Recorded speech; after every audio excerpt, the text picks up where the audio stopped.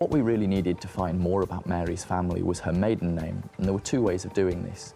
We could find her son's birth listing or her and John's marriage listing, and for some strange reason we couldn't find either of them anywhere. So it really was quite a head-scratcher.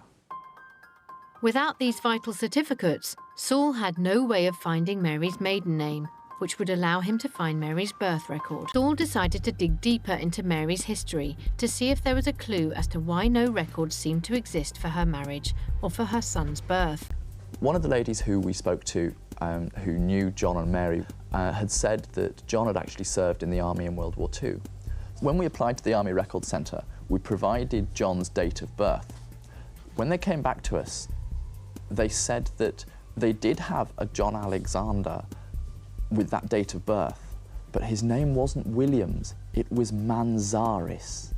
And that was the breakthrough, because we could now establish that Manzaris and Williams were the same person, and we could look for the marriage, not under Williams, but under Manzaris.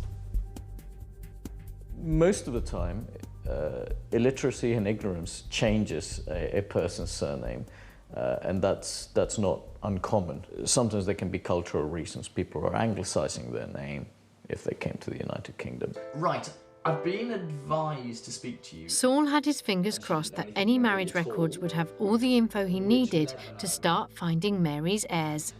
We were hoping that the marriage certificate would give Mary's father's name, and we could then use that to find her birth more easily and start to put together a family tree. However, having spent so long to find the marriage certificate, it turned out the father's name was left blank. But Saul wasn't about to give up. It was a real brain teaser, and it was a real mystery case, but I just knew it could be solved.